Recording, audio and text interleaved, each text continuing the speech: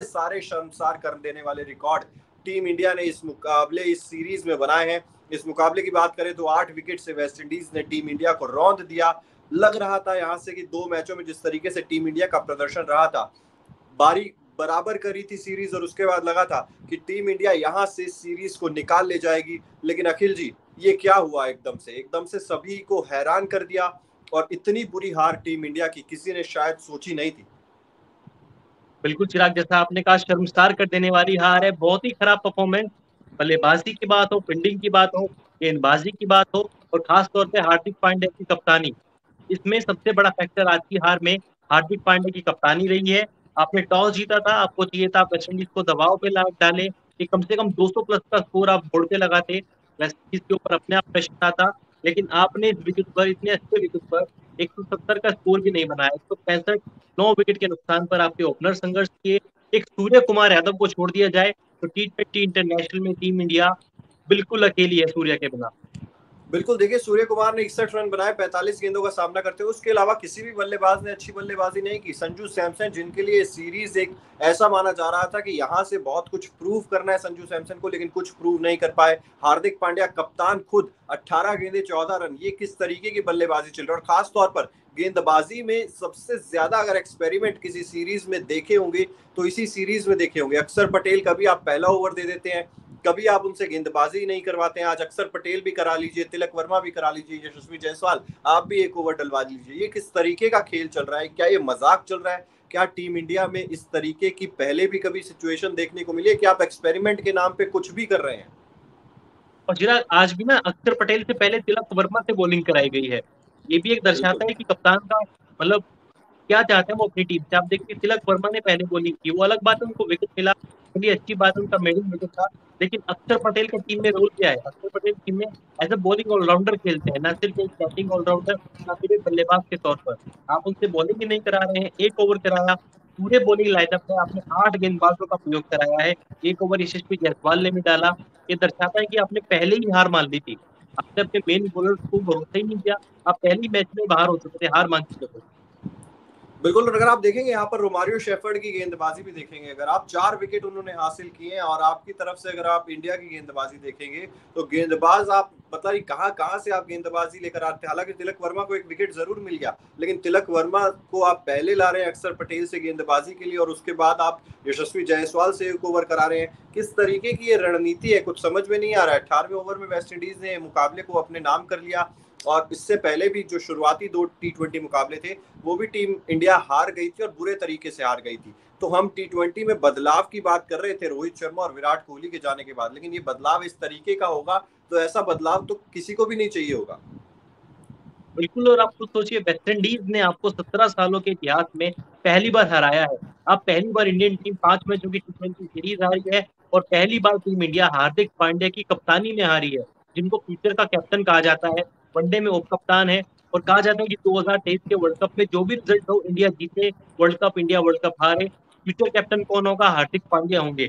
लेकिन आपके पास तो वेस्ट इंडीज जैसी टीम को आप हरा नहीं पाए, उस टीम के खिलाफ आप एक रणनीति नहीं बना पाए, तो आप वर्ल्ड कप अगले साल का कैसे जीतेंगे? आप कैसे कह सकते हैं कि हार्दिक पांड्या 2027 के वनडे वर्ल्ड कप में भी एज ए कैप्टन भारत को रिप्रेजेंट करेंगे? उनकी कप्तानी पे सवाल उठता है, बल्लेबाजों और गेंदबाजी पे तो बाद में सवाल खड़े होंगे। पहले सवाल खड़ा होगा खुद हार्दिक पांड्या की परफॉर्मेंस पर, क्योंकि चिराग आप ये भी देखिए, आईपीएल के बाद वो सीधा वेस्टइंडीज टूर पे खेले थे। करीब 2 ढाई महीने का ब्रेक मिला था, ना बल्ले चले, ना गेंदबाजी में अच्छा कुछ किया, और कप्तानी में टीम इंडिया की लुटिया डुबो दी। नहीं तो ये किस तरीके का, मतलब ये समझ में नहीं आ रहा है कि आप देखेंगे यहाँ पर आप एक्सपेरिमेंट करते हैं, आप बल्लेबाजी क्रम में बदलाव करते हैं, आप गेंदबाजों को किस तरीके से इस्तेमाल करते हैं। देखिए आकाश चोपड़ा भी ये ट्वीट कर चुके थे मैच खत्म होने से पहले कि ये किस तरीके की सोच है, ये सोच समझ में नहीं आ रही है।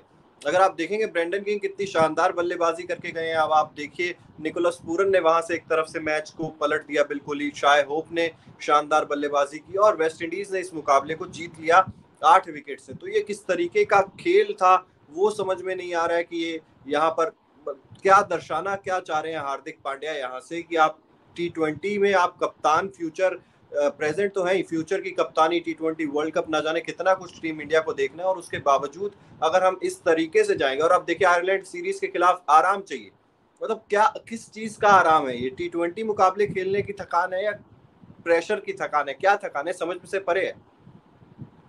थकान है भी या नहीं ये तो सोचिए ना। आप देखिए आईपीएल के बाद 2.5 महीने का ब्रेक था। ऐसा नहीं है कि आप आईपीएल के बाद तुरंत खेलने आ गए। आपने WTC फाइनल नहीं खेला। आप वेस्ट इंडीज के खिलाफ टेस्ट सीरीज का भी हिस्सा नहीं थे। आपको पूरे 2-2.5 महीने का ब्रेक मिला है। आपने फैमिली के साथ टाइम स्पेंड किया, आप वैकेशन पे गए, तरोताजा होकर आप टीम के साथ जुड़े। लेकिन आपने क्या किया, आपने टीम का बेड़ा गर्क कर दिया। आप कहीं किसी भी डिपार्टमेंट पे आप नहीं चल रहे हैं, आप एक्सपेरिमेंट पे एक्सपेरिमेंट किए जा रहे हैं। मैं उंगलियां राहुल द्रविड़ के ऊपर भी उठाऊंगा, क्योंकि उनकी कोचिंग पे भी सवाल उठते हैं। राहुल द्रविड़ टीम के साथ क्या कर रहे हैं, लगातार उनकी कोचिंग में टीम शॉर्टर फॉर्मेट में और लिमिटेड ओवर क्रिकेट में खराब प्रदर्शन करती आ रही है।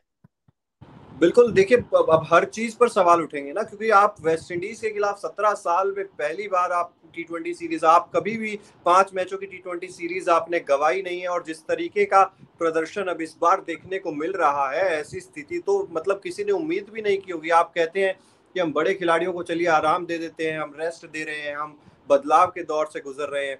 यहाँ पर भी अगर आप देखेंगे तो अर्शदीप सिंह ने एक मुकाबले में अच्छी गेंदबाजी कर दी, उसके बाद आप रोटेशन करते हैं, आप कभी पहला ओवर डालते हैं, कभी आप 12वां ओवर डालते हैं, हार्दिक पांड्या खुद। तो क्या यहाँ पर समझ ही नहीं पा रहे हैं कप्तानी किस तरीके से करनी है, या एक्सपेरिमेंट के उसमें बहाव में बहते चले जा रहे हैं?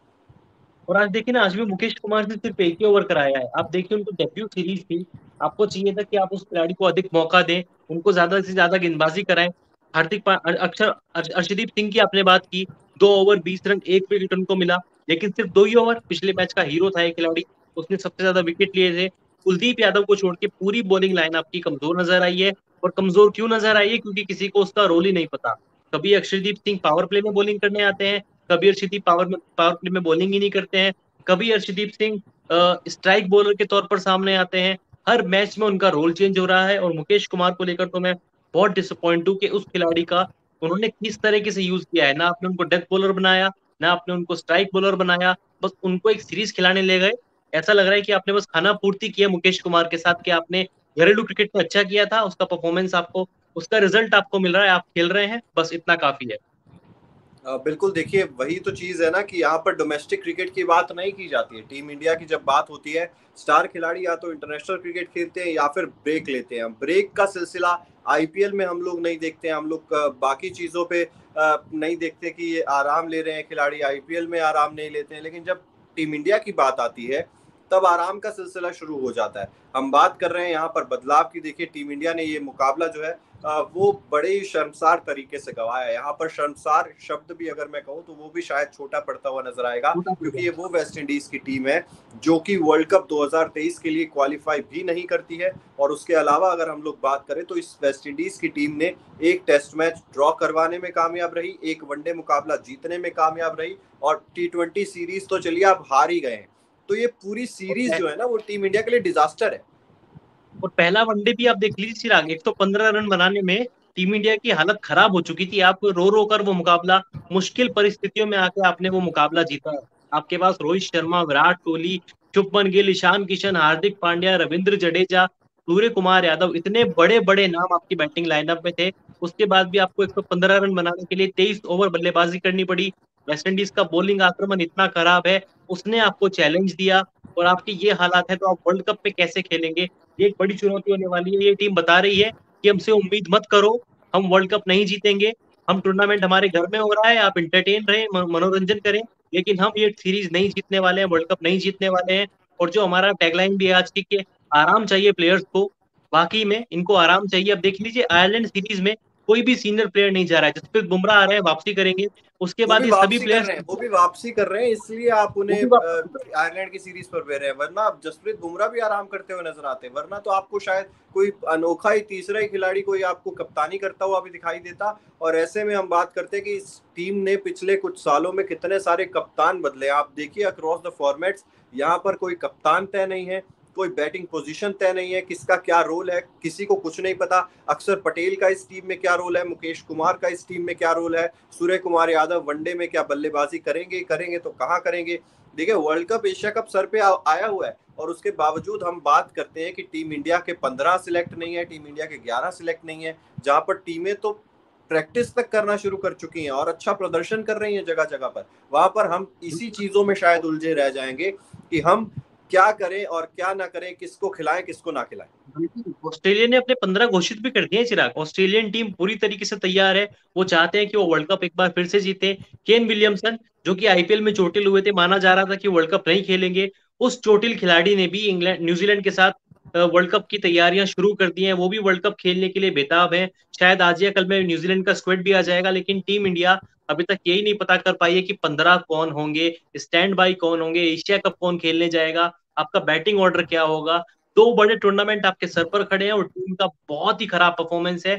इसके लिए जिम्मेदार पूरी टीम है, कोचिंग स्टाफ भी जिम्मेदार है, राहुल द्रविड़ भी उसके जिम्मेदार हैं, और हार्दिक पांड्या ने आप बहुत निराश किया है। रोहित शर्मा को भी मैं बोलूंगा कि वनडे सीरीज में इस तरह के एक्सपेरिमेंट उन्होंने किए, उसका खामियाजा टीम ने T20 सीरीज में भी भुगता है।